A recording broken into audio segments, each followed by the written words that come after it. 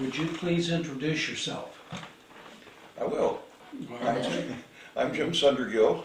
Presently, I'm an Assistant District Commissioner for Francis Scott Key District. I've been a Unit Commissioner. I've been a District Commissioner. I've actually been a Commissioner for 30 years now. This is my 30th year as a Commissioner in Francis Scott Key District and what was once Catoctin Mountain District. I started my scouting career in Frederick County in Francis Scott Key District. In Cub Pack 276, it was sponsored by Evangelical Lutheran Church. And the Cub Master was a Mr. David Hagan, who used to play the carillon in Baker Park. I was Cub Scout until I got all the way through Cub Scouting, got an Arrow Light, and went straight into Boy Scouts with the same troop from Evangelical Lutheran Church. Scoutmaster was Frosty Betson, and from the moment I stepped into the troop, I was appointed a patrol leader. I was patrol leader of the same patrol all the way through the whole time I was in. Back then we didn't have patrol leader elections. We had Scoutmaster appointments. And so I was appointed the patrol leader.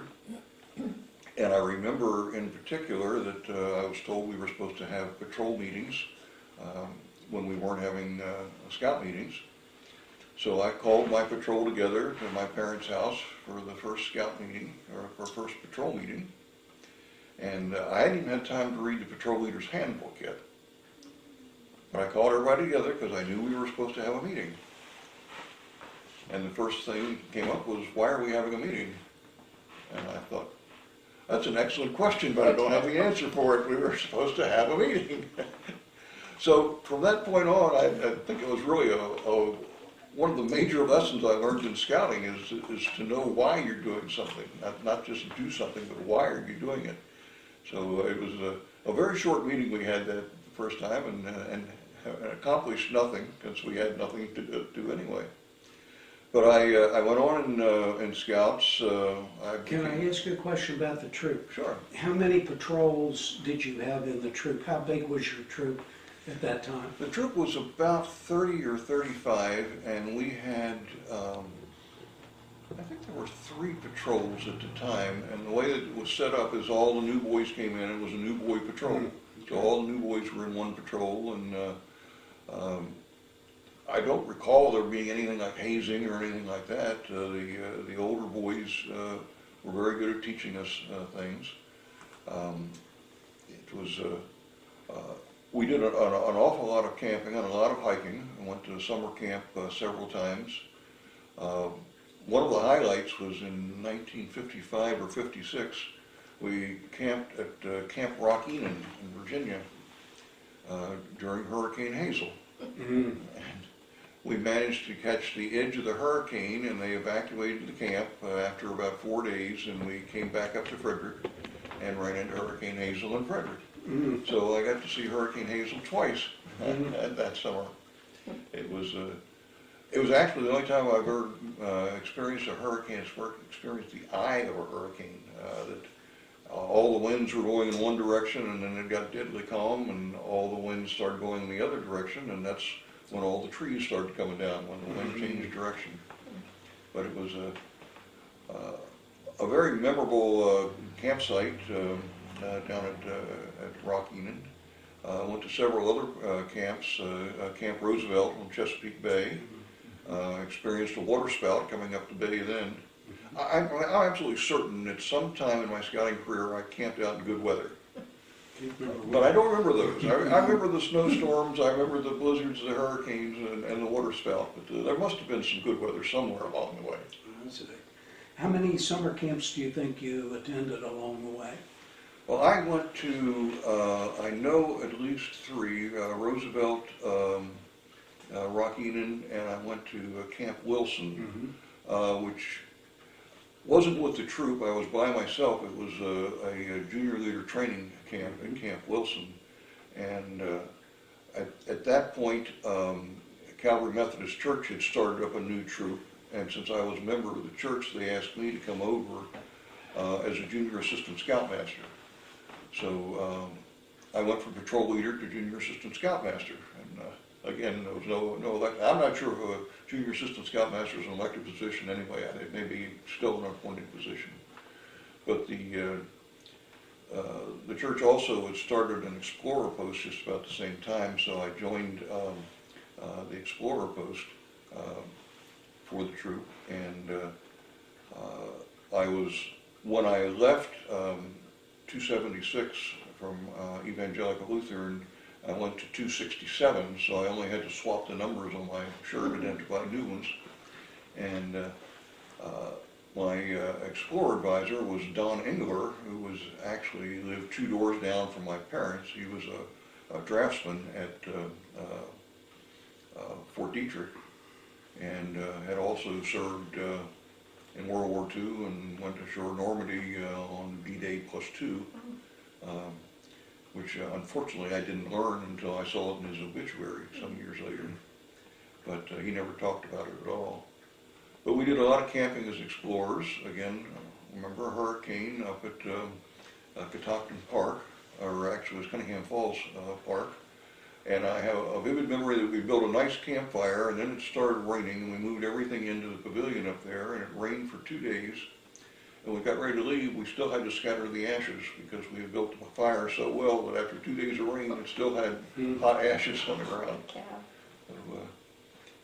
So, one of my more vivid memories of my scouting career when I was still in the Boy Scout program was in 1957.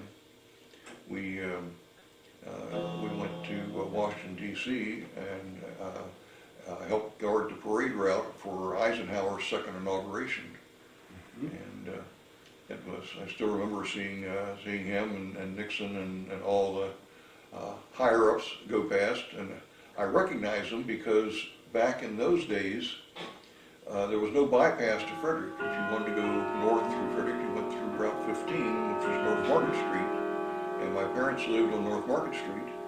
So whenever either Nixon or Eisenhower were going to Camp David, we'd go out and wave at them as they went past. Okay. And they usually had a 3-car entourage, and wasn't a big deal. Now, of course, they would fly by helicopter, and they use 3 helicopters instead of 3 cars. Yeah. So it hadn't changed a whole lot. So with your scouting career and then going into exploring, what recognitions, awards did you earn in your youth scouting career? Well, I guess the only thing were the various merit badges, and like I said, I got to be a junior assistant scoutmaster, so I'd gone through that training. That was I thought that was very worthwhile. It taught me again why you should have a meeting. Right. What was your favorite merit badge that you learned or earned during your youth program? Well, far and away it was astronomy. Yeah. Ms. Leah B. Allen, Ms. Allen from Hood College, would take us up to her. She lived in an upper floor apartment off of College Terrace, and she would take us up there. She had a little planetarium that she could project all the constellations and get us to identify the constellations. And then there was a little alleyway near her house where we would go out, and it was comparatively dark, but of course we were looking at the winter constellations. So to this day I'm very, very well versed on the winter constellations, but the program ended about May, so I don't know the summer constellations very well. I can still find a Big Dipper though. Good for you. Did you feel that you learned, or what leadership skills did you learn through your youth program in scouting? Probably the most important is, like I mentioned before, is to have a reason for something. But I also, I think, learned to listen attentively to what people were saying, not just wait for my turn to talk. Talk about your scouting career as an adult and then the transition. When you left the Explorer program, was there a time lapse before you got in an adult position, or what was your next move into adult scouting? Well, yes, I left the Explorer program, I believe it was in 1959, and I didn't start again as an adult till 1989, so there was a 30-year gap there. What brought you back in to scouting 30 years later? There was a gentleman by the name of Joe Davis. Joe was Linda's uncle, as you know, and Joe was director of Philmont, among many other things.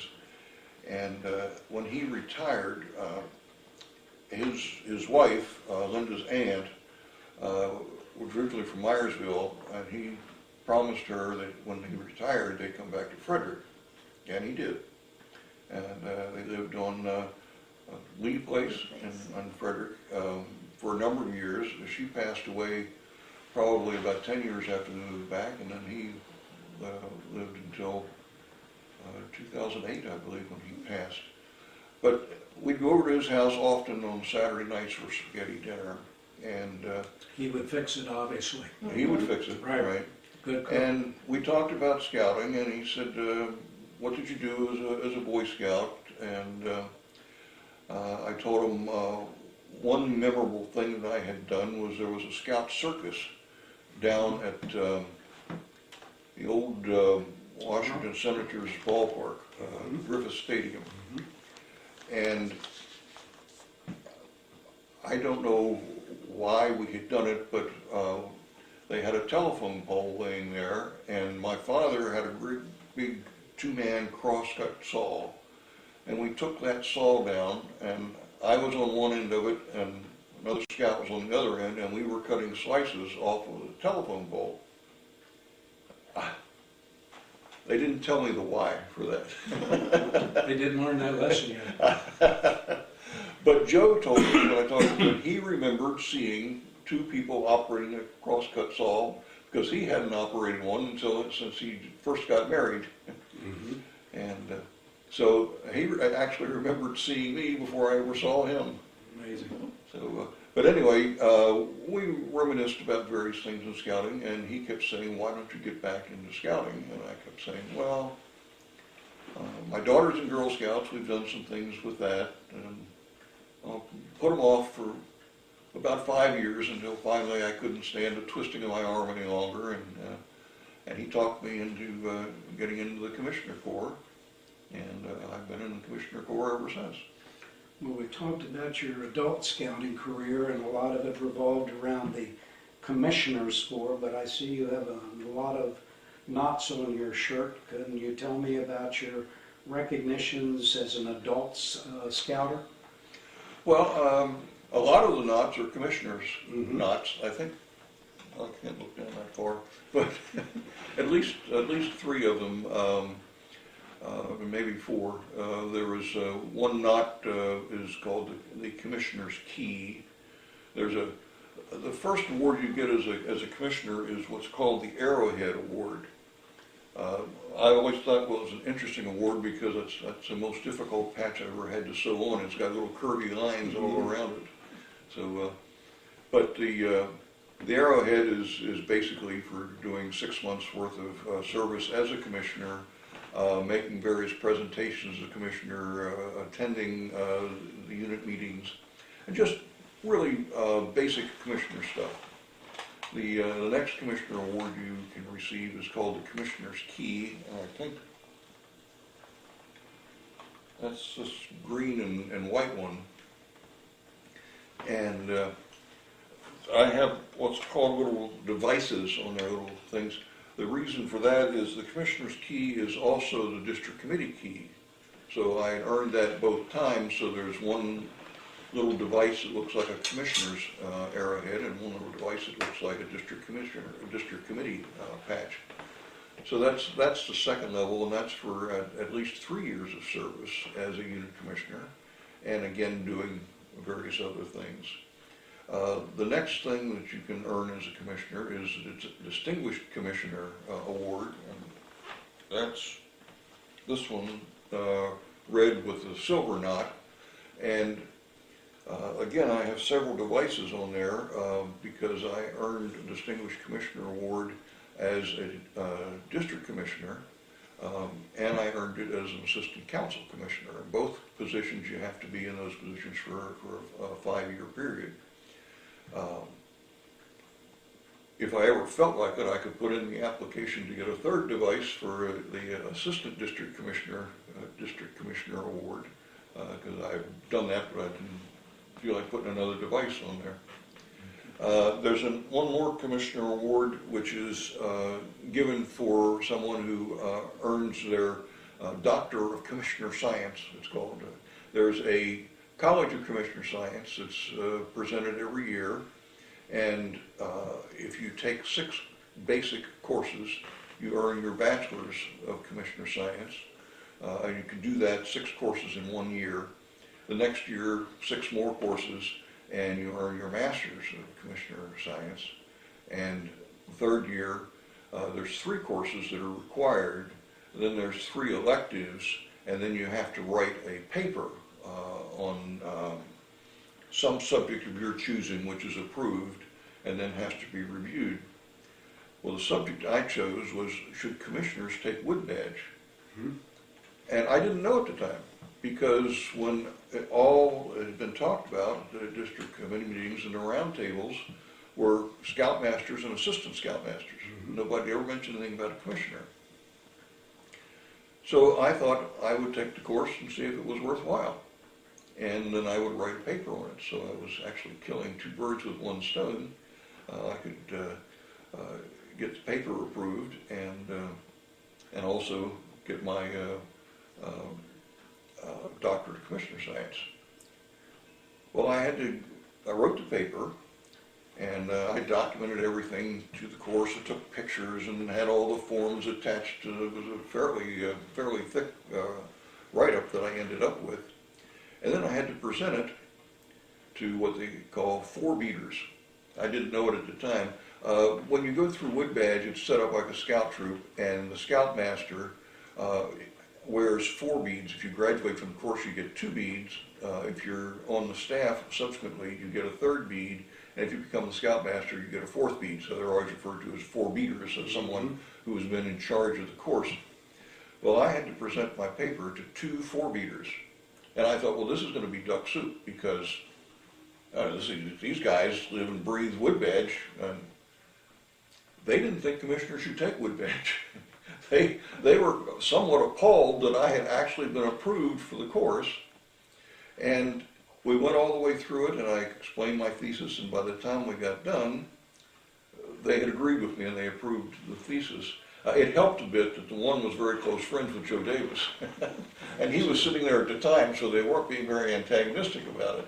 And they actually listened to me, I think, because Joe was there. But the original perception that they had was, no, commissioners should not take this course. Do you think there's